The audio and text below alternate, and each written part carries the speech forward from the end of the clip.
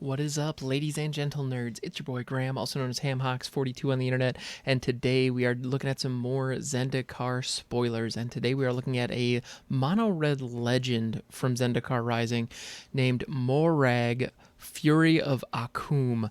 I think I'm pronouncing that right. Side note, the names in Zendikar seem to be a little tougher to pronounce even by Magic name standards. And I mean, fantasy names are always kind of out there, but is it just me or is there something about the linguistics of Zendikar that makes it just tough to say? So Moraug, Fury of Akoum. And I think I'm saying that right, but there are a lot of vowels in there, everybody, and I'm not sure, do I pronounce every single one of them? Do I just pronounce a handful? Do they make an amalgamation of sounds? I don't know. But that's how crazy this is. We are a minute in, and I haven't even gotten to talking about what the card itself does. So Moraug, Fury of Akoum, is a 6/6 for 6. It's 4 generic red, legendary Minotaur warrior. So you better believe I want this in my party, and I want it in my party now. Each creature you control gets +1/+0 for each time it has attacked this turn. Now, if you're thinking what I'm thinking, when you hear that line of text, you think, oh, this thing is designed to go alongside of something that allows extra combat steps. Because why in the world would the number of times something attacked mattered if you didn't get additional combat steps? Just because that's, generally in the normal cycle of a turn, you can only attack once. All right. So let's see what else is on this particular card. There's an ability, Landfall, which if you're not familiar, Landfall is an ability that whenever a land enters the battlefield, something happens. And in this particular case, whenever a land enters the battlefield under your control, if it's your main phase, there's an additional combat phase after this phase. At the beginning of that combat, untap all creatures you control. So what that means in your post... So you attack with everything, right? Everything gets +1/+0 because they've attacked once this turn. You have declared them as an attacker once. So you get the +1/+0. Cool. And then, in your post-combat main phase, you play your land for turn. And then, following your post-combat main phase, oh, wait a minute, we're back in combat. You untap everything, you get to swing again, and each of your creatures gets +1 so then it gets an additional +1/+0. So because that's a static ability, you would get +2/+0 on the second swing. That's insane. And so if you are able to combine Moraug, Fury of Akoum with multiple land drop triggers, oh my goodness, then each land you play is an additional combat step. Now, I want to point out one really critical detail about Moraug.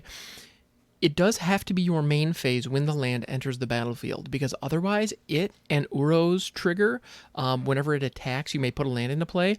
Those two together could just ping pong off each other and give you infinite combat steps with two gigantic 6/6s. Well, two gigantic 7/6s, then 8/6, then 9/6, all swinging at the same time. Now note, Moraug does not have trample. So fortunately, the landfall only works if it's during your main phase. So if you cheat lands into play during combat, it's not going to do anything, which is very fortunate, because otherwise, oh my goodness, that would be so gross. That would get so gross so fast, and fortunately, that's not the case here. So it is very, very strong, because at the very least, you're getting an additional combat step just by holding your land until after combat. That's a really small price to pay for a really big payoff. And that, in a lot of situations, is going to turn a non-lethal board into a lethal board by doubling up on the damage. And on top of that, not only do you get the additional combat step, which is enough by itself, but you also get the added benefit of the additional benefit of a power boost on all your creatures, as long as they are attacking in both phases.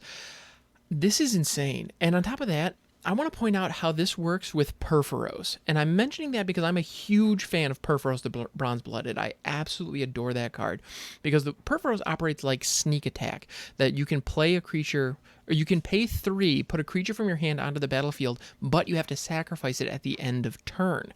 But it has haste as long as Purphoros is around. Now, the end of your turn does not happen until after the last combat step. So if you cheat something in Purphoros, if you cheat Moraug in with Perforos, and then you play a land in your second combat step, guess what? You're getting 2 swings with Moraug, not to mention anything else that you've cheated in with Perforos. So I think that sneak attack deck that I've been running right now that I absolutely adore is going to continue being viable, special thanks to this guy, which is why when I had to pick what card from Zendikar Rising are we going to look at that shows off Landfall, the moment I saw this guy, I just completely and totally fell in love. You better believe I'm saving. If this thing comes around in our draft, I could be drafting mono blue. It could be my 3rd pack. I don't care. I'm taking it. Period. This is going into my collection in Arena and immediately. If I have to spend 4 mythic wildcards on this, you better believe I am going to. I'm getting this card. I'm getting it now, and I'm putting it in that deck immediately. I cannot wait. This is going to be fantastic because additional combat steps in that deck especially is going to be dangerous. And I thought the deck actually was going to stop being viable because Ilharg the Razeboar, which is another sneak attack enabler, was going to be rotating out. And so I thought that deck was going to be impossible to pull off. And in fact, not only is it going to continue being viable, it might actually be stronger as a direct result. And so we might actually be looking at a tier 1 deck here with Perforos. That's probably... Tier 1 is probably a bit... that's probably a bit ambitious. They're probably not going to see it get quite that far, but I think we're going to see a rock solid tier 2 chonky mono red deck, revolving all around big boys, hitting the field and swinging a lot, and I think Moraug is going to be that. I also wouldn't be surprised if we see a red deck wins like aggro version that runs 1 or 2 of these, maybe out of the sideboard in case an opponent is running a lot of board sweepers,